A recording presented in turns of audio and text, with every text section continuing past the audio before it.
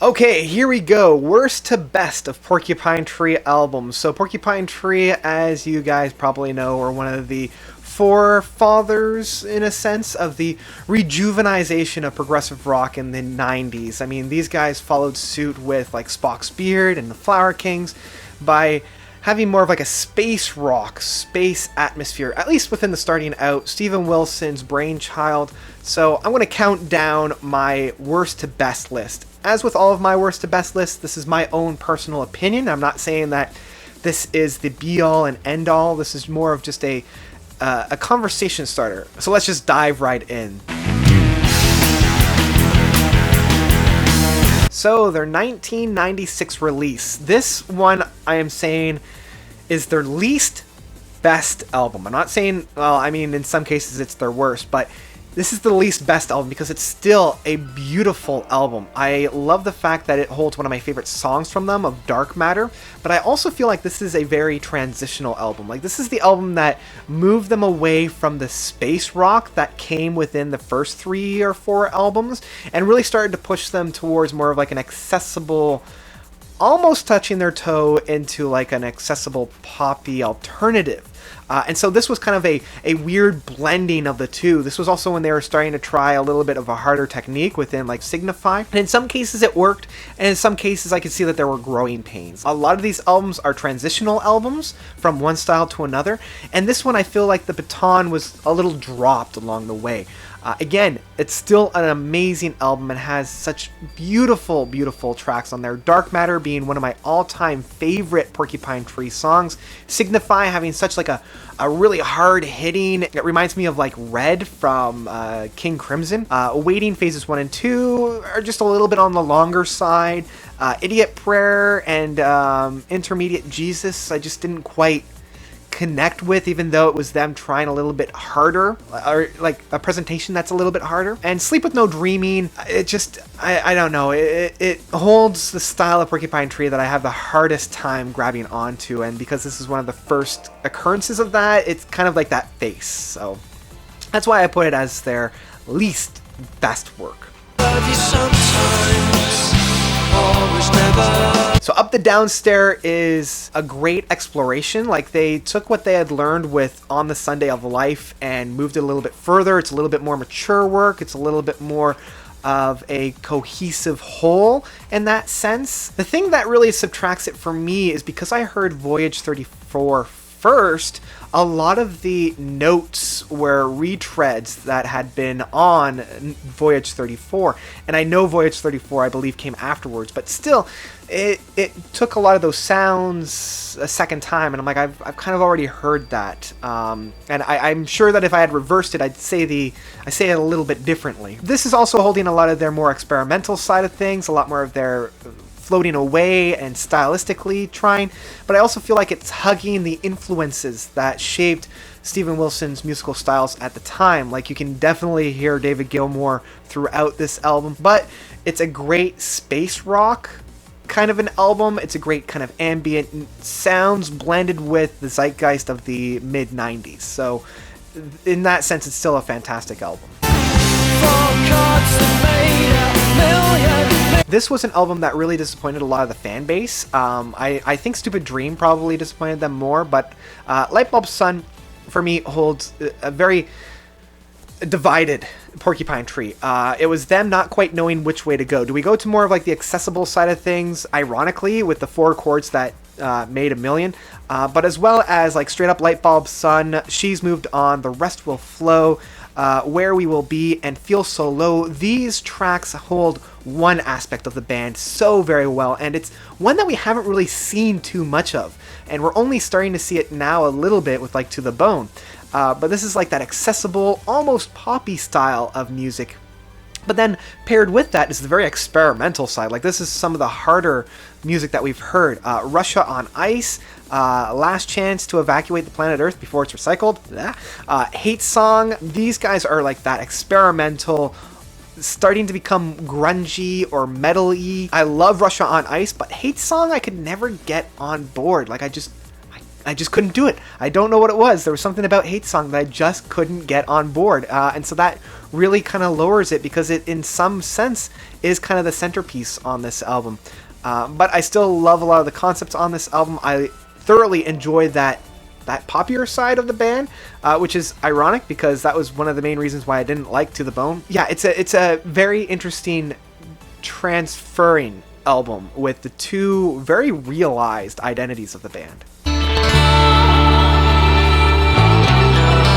So Voyage 34 isn't technically a studio album. It was a single that then became a life of its own. You can either listen to it with just the different phases. In my mind, it is a full-length LP within the final circuit, where it's the 4 songs. The first 2 songs, brilliant. Masterpieces. Love them. Yes, part 1 and 2 are pretty much mirrors of one another. They go through pretty much the same sequence, the same setup, the same build-ups, the same payoffs, and the payoffs are pretty much carbon copies of one another. But it's just those build-ups, and it just washes over me. I'm like, yes. The downside, though, is that second part. Phases 3 and 4, pretty much unlistenable. It's just ambient sounds for ambient sound's sake. It reminds me of just an experiment. It lends itself very much to the concept of like a bad trip. Like originally I wasn't even going to have it on here, but because in my mind I still feel as if it is its own entity and its own album, I still wanted to put it somewhere. So this is kind of where I would place it. On the Sunday of Life. Okay, so I love this album. I really, really do. I recognize that it's not their best and most people would put it at their worst, but for me, there's something so innocent and lovable about this album that I cannot help but love. It's just so quirky and so strange. I can't help but love it. 9 Cats is one of my favorite songs from them, where it's all over the place, and I really love the build-up. I really love the trippy sounds. It's very much to like a strange Beach Boys, like Brian Wilson, or even like a Syd Barrett acid trip. I love it. And Jupiter Island is just so weird and trippy. I don't know what kind of like effects they put on the vocals, but Steven Wilson sounds like a very small child sometimes singing about this, and I can't help but love it. I really can't. I know it's not their best work, and I know it's very, very weird, but it also has Radioactive Toy, which is just a showstopper of just like where this oasis of sound is within all this chaos. For me, it earns its spot kind of like dead center for just the fun that I have with it. Okay, so The Incident, I was having a really hard time putting this album and the next one, which one I liked more and which one I didn't. And it kind of came down to which one I really enjoyed listening to the most. And The Incident, for me, is a little bit of a misstep for the band. It is the last album that they put out, and I feel like they had a concept in mind, but they didn't fully utilize it. Like they didn't commit, and that was the problem that I had with it. It could have been like a full album that was essentially one piece divided, but it didn't feel like that. It felt very choppy and very all over the place, and it didn't really feel unified or whole. Now that being said, there were still some fantastic pieces on this album. It's a great journey. I love kind of the concept, but the concept gets muddled along the way. Like at first, is it about like this weird coven or cult that some guy breaks out of, but then it isn't. It's about like the occult part of the cult, but I don't know. I think it needed a little bit more polishing. But as I said, some of the songs on this are fantastic. I love the final 4 pieces of this album. The first couple of movements on this are great. I did feel as though Time Flies, kind of like the crowning jewel on this album, was a retread of a lot of songs that we had in the past. Like it was essentially arriving somewhere but not here, but very subdued and not quite on the same musical level as that. But it was still fantastic, and I still really, really enjoy it even after all that I've kind of ripped it apart.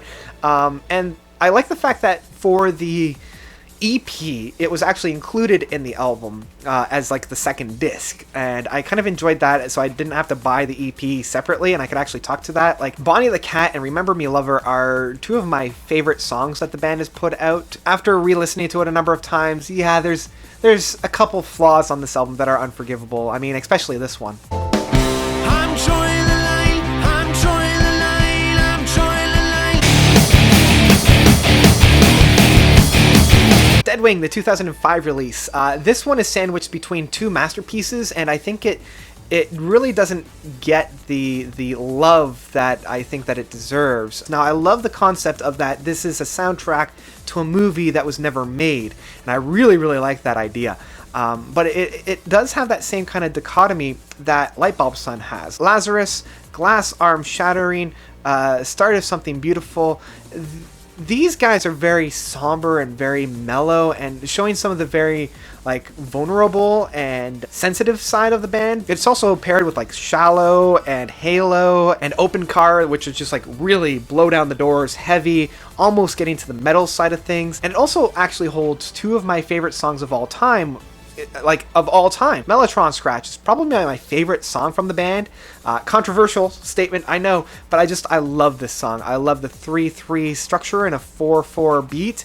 I love Arriving Somewhere But Not Here, where the song goes. For me, whenever I first started listening to this album, I would actually start it on Mellotron Scratch and then let it loop back around so that Arriving Somewhere But Not Here was the final track. I don't know why Arriving Somewhere But Not Here was in the middle part of the album, because they did this a lot, where they put like the really big song in the middle of the album as opposed to the opening track or the closing track. And so once you get to that midpoint, you're kind of like, okay, well, where do we go from here? So that was always a little bit of a bee in my bonnet for that. But it still has like Lazarus, which is a fantastic track, but it also holds some like songs that I'm not a really big fan of. Like I felt the title track of Deadwing tread the exact same ground that In Absentia felt. Like I felt like this is almost like In Absentia 2.0.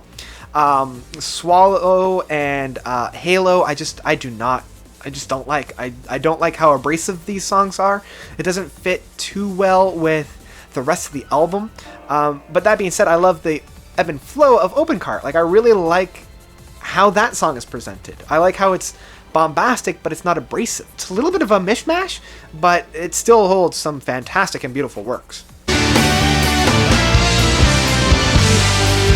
Stupid Dream. I was blown away by this album, and maybe it might have been where I was in my particular like time when this album came out when I was hearing it. Like I was living up in Sudbury doing my thesis, and I needed something like this. Even Less starts off this album so brilliantly. I love that sweeping guitar sounds. This is not so much a transitional album as it is like that resting point between two transitions. Like when I say transitional, I feel like it's in the process of changing. I feel like this is the end state of one, and they're resting before they start to transition again into another one, because each of the sounds on here are very unified and very whole. And I think for each album after this one that I talk about, that same thing has happened. They're out of a transition, they found a new, fully realized identity before moving on to the next one. And so this one has just amazing songs. Piano Lessons really just captures that fun, poppier atmosphere by kind of poking fun at itself. And it also has some of the more experimental songs on this. Like this is a very brave album for the band to do, and some people didn't quite grab onto it. It was very subdued at points, like Don't Hate Me and Baby Dream in Cellophane. Very ambient and very trippy songs, but it also has some very accessible ones. As I said, Piano Lessons, Stranger by the Minute, This Is No Rehearsal. These guys are very accessible, and without being so different than all the other songs. Like it incorporated the identity of the album directly into it. And oh geez, Tinto Brass, that track messes me up. And this album ends on such a heart-wrenching song of Stop Swimming, of like this person's realization of, this is it, I'm just gonna stop. And that crushing, sometimes you need that negative emotion, and oh boy, this ends on a downer. Okay, so here's where we start to have the battle of opinions, and I encourage this, but my third album from them, In Absentia, I always mispronounce this of like In Absentia or In Absentia. Anyway, In Absentia, the one that really put them on the stage for many people. Like this was their first foray of like really diving into the metal scene. And it holds a lot of their go-to singles like Trains, Like the Sound of Music, Strip the Soul, and Prodigal, and Point 3. It holds such beautiful works. But for me, I get enveloped in a lot of these songs, and it's actually some of the longer pieces like Gravity Eyelids. Yes. And Wedding Nails, like these are the hard-hitting songs that I just gush about and I can't help but love. This is a transitional album in that they stopped and found a fully cohesive identity before shifting over to something else. Like Deadwing was kind of the transition between this and Fear, and Stupid Dream was the identity between Signify and Lightbulb Sun. In Absentia is that identity, right? And I think there's a reason why a lot of people put this as one of their favorite Porcupine Tree songs, and I'm included in that. I friggin' love this album.